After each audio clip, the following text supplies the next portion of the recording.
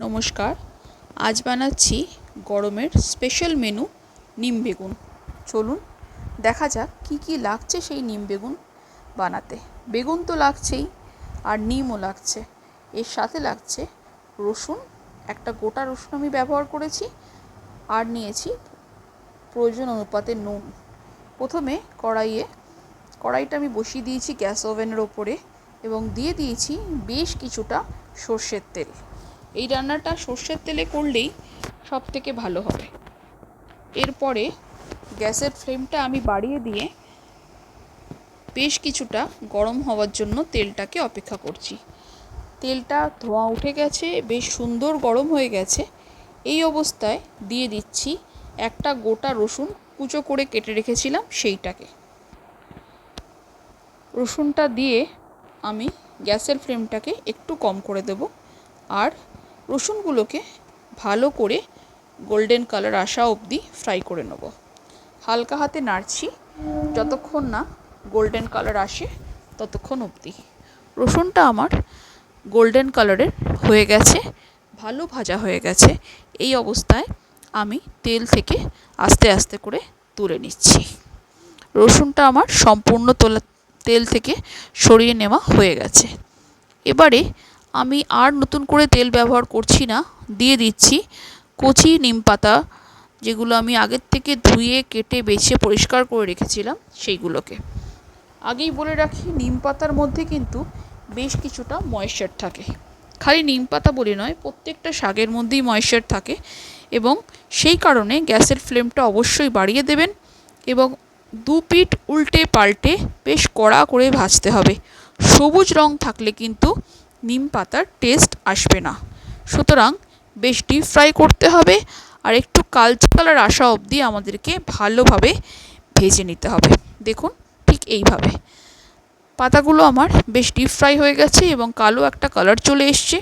এই অবস্থায় আমি তেল থেকে ছেঁকে নিয়ে তুলে রাখছি একটা অন্য পাত্রে। এবারে আমি কিন্তু আর নতুন কোনো তেল ব্যবহার করছি না। আগে থেকে কেটে রাখা বেগুনের টুকরোগুলোকে সেই তেলেই একে একে করে আমি দিয়ে দিচ্ছি। এখানে বলে রাখি যে গ্যাসের ফ্লেমটা অবশ্যই কম রাখবেন। যখন কোনো সবজি আমরা তেলে দিচ্ছি তার মধ্যে স্বাভাবিকভাবে ধোয়ার জন্য কিছু জল থেকে যায়, আর কিছু ময়েশ্চার থাকে। অনেক সময় অসাবধানতায় সেরকম অবস্থায় তেল ছিটে আমাদের গায়ে আসতে পারে, তার থেকে কোনো দুর্ঘটনা ঘটতে পারে। সেই কারণেই গ্যাসের ফ্লেমটা কমিয়ে দেবেন আর হালকা হাতে এটাকে নাড়তে থাকবেন। বেগুনগুলোকে তেলের সঙ্গে নেড়ে কিছুক্ষণের জন্য ঢাকা দিয়ে দেবেন। তাতে রান্নাটা তাড়াতাড়ি হবে, আর বেগুনটাও ভিতর থেকে কুক হয়ে যাবে, সফট হয়ে যাবে। বেগুনটা আমার বেশ কিছুটা সফট হয়ে গেছে, নরম হয়ে গেছে, কিন্তু আরও একটু হবে এরকম আমার মনে হচ্ছে। সেই কারণে আরও কিছুক্ষণের জন্য আমি বেগুনটাকে চাপা দিয়ে দিলাম। এবারে অ্যাজ পার টেস্ট নুন দিচ্ছি। জেনারেলি আমরা যতটা সবজি ব্যবহার করি তার 1% নুন দিয়ে থাকি। এক্ষেত্রে আপনাদের টেস্ট অনুযায়ী আপনারা নুনটা ব্যবহার করবেন। নুনটা দিয়ে আরও খানিকক্ষণ নেড়ে চেড়ে বেগুনটাকে ভেজে নিতে হবে। দিয়ে দিচ্ছি 1 চিমটে হলুদ।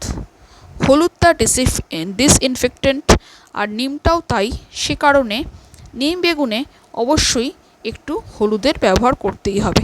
ছোটোবেলায় নিশ্চয়ই আপনারা শুনেছিলেন যে নিম হলুদের উপকারিতা কতটা। এই ক্ষেত্রেও সেই কথার কোনো ব্যতিক্রম ঘটবে না। এবারে হলুদটা দেওয়ার পরে নুন, হলুদ, বেগুন, তেল এগুলো সব মিলে মিশে সুন্দর ভাজাটা হয়ে গেছে। দেখুন, পুরোপুরি সফট হয়ে গেছে আর একদম সুন্দর ভাজা হয়ে গেছে। এবারে আগে থেকে ভেজে সরিয়ে রাখা রসুনের টুকরোগুলোকে আমি এই বেগুন ভাজার মধ্যে দিয়ে দিচ্ছি। হালকা হাতে একটু নেড়ে নিয়ে দিয়ে দেবো এবার আমি ডিপ ফ্রাই করে রাখা নিমের পাতাগুলোকে। ব্যাস, আর কিছুক্ষণ ভালো করে নাড়লেই তৈরি হয়ে যাবে আমাদের এই গরমে অত্যন্ত উপকারী এবং সুস্বাদু টেস্টি একটা রেসিপি, নিম বেগুন।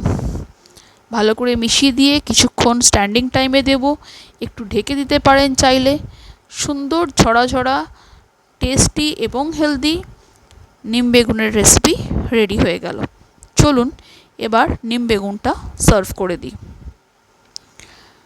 আমি আরেকবার একটু নেড়ে নিচ্ছি। নেড়ে নিয়ে এবার দেখতে পাচ্ছেন আপনারা একদম খাওয়ার জন্য রেডি হয়ে গেছে। সত্যি বলতে এই রেসিপিটা যত বেশি টেস্টি তার থেকে অনেক বেশি কিন্তু হেলদিও। অনেকেরই এই গরমকালে গায়ে ইচিংয়ের প্রবলেম বা শরীরে অন্যরকম জীবাণু এই ধরনের সমস্যা হয়। সেই থেকে রক্ষা পেতে এই রেসিপিটা অবশ্যই খাবেন এবং যেভাবে আমি বানালাম সেভাবে ট্রাই করবেন। যদি রেসিপিটা আপনাদের ভালো লেগে থাকে তাহলে লাইক করবেন, কমেন্ট করবেন, শেয়ার করবেন আর নতুন বন্ধুরা সাবস্ক্রাইব করতে ভুলবেন না। কেমন লাগলো অবশ্যই জানাবেন। এইভাবে ট্রাই করবেন এবং আপনাদের ইচ্ছাটা আমার সঙ্গে শেয়ার করবেন। আপনাদের মতামতটা কী এই রান্নাটা টেস্ট করে সেটা আমার সাথে অবশ্যই শেয়ার করবেন। প্রথম থেকে শেষ অবধি এই ভিডিওটা আমার সঙ্গে দেখার জন্য আপনাদেরকে জানাই অনেক অনেক ধন্যবাদ।